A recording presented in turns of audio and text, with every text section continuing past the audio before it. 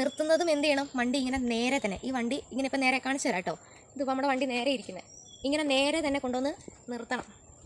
ഈ നേരെ നിർത്തിയില്ലെങ്കിൽ പിന്നെ അവർ അതിന് വേണ്ടിയിട്ട് അതിൻ്റെ പേര് പറഞ്ഞ് ഓരോന്ന് പറഞ്ഞ് നമ്മളെ ഫെയിലാക്കാൻ നോക്കും. അതുകൊണ്ട് അതിനൊന്നും നിൽക്കണ്ട, നേരെ നന്നായിട്ട് വണ്ടി ഓടിക്കാൻ പഠിച്ചിട്ട് ലൈസൻസ് എടുത്താൽ മതി.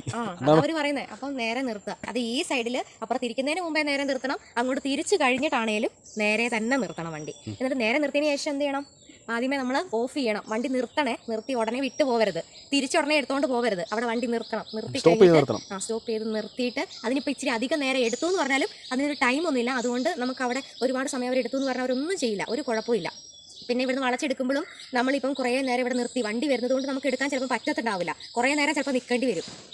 അതുകൊണ്ട് സാരമില്ല, അതിനവർ ഒന്നും പറയത്തില്ല, അതിൻ്റെ പേരിൽ അവർ ഫെയിലാക്കത്തുമില്ല. പക്ഷെ വണ്ടി വരുന്നതിൻ്റെ ഇടയ്ക്കൂടെ നമ്മൾ കയറി പോകാനും ഇടയ്ക്കൂടെ എടുത്തുകൊണ്ട് പോവുകയൊക്കെ ചെയ്യുന്ന സമയത്ത് ചിലപ്പോൾ അതിന് ഫെയിലാക്കൂട്ടോ അതിൻ്റെ പേരിൽ. അതുകൊണ്ട് ധൃതി പിടിച്ച ഒരു കാര്യം ഈ റോഡ് ടെസ്റ്റിൻ്റെ കാര്യത്തിൽ നമ്മൾ ചെയ്യേണ്ടതില്ല. അപ്പോൾ നമ്മൾ